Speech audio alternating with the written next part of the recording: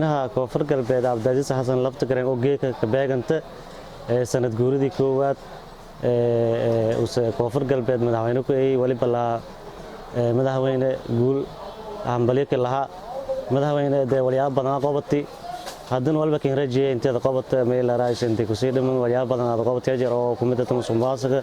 waliyaab badan oo gobolka ku dhiiday oo qobati oo koonfur galbeed meel badan oo qobati jiraan haddana intaas inta ku sii faylanteeda qobato umada sadacad in ka shaqeyto yakin rajay marka assalaamu alaykum raxiim ma sha Allah idan dhawaay sanad guurida Laftagareen oo sanadka beegan idan ka faraxsan ganacsatada Boosaaso ka soo maana maleeraas idan dhawaayana maadaama dhalinyarada ka soo raaytay heer koonfur galbeed hojiyeen Boosaaso ka soo maana idan dhawaay ma sha Allah guud wanaagsan yeelanaantii wax qabad badan la qowdin idan dhawaayana marka meelena inta hadii la qowday walku CV inta la qowday idan baahna ma sha Allah dhalinyarada dhawaayana ma dhawaayana madaxweynaha koonfur galbeed maadaama sanadii waqtiga doorashiis lagu rooga oo ana dhalinyarada reer koonfur galbeed oo ku nool magaalada Boosaaso mabeed andiri giliyane wax qabadkii sanadka intii saroogi oo qowday an ka hambalyeena sanadii meelana madaxweyne hore u socbaanana insha Allah balan qaadida fadeedina kiin ku baahna oo ku mid ah inta wadooyinka furtay insha Allah balan qaadadaasna sanadkan inta gudaha inta fuli doonto walaal insha Allah biinillah mayniyo inta ku hadalaya oo runtii inta ku jeedi faday in madaxweynaha koonfur galbeed Cabdicasiis Laftagareen oo wax qowdiyay maaha balse hadda li horumarkan hadda Soomaaliya horumarku si fayl guul runtii eeda macni wax qowdiye iyo wax tarkiis ya wax hasaarti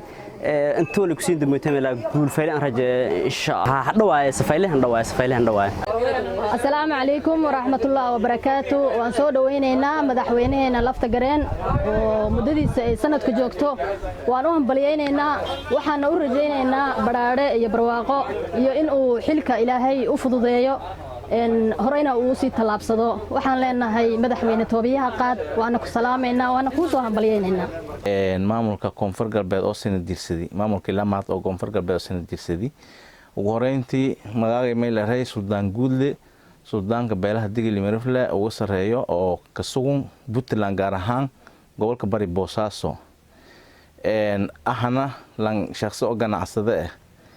sidaas daraadii may fadahaayeen dadku wanaajiyaan laamiye saaran wala laamiye oo markaas ninku deeranana jaay saaran ku qaadan qeyb libaax leenta ku qaadan shacabka reer koonfur galbeed iyo meel raay lambaahani shakhsi kastana xila antiis xil isku saara meelan ku baahan intiis arintaas ay sameeyay qof shileedii wala ka hadlayo ma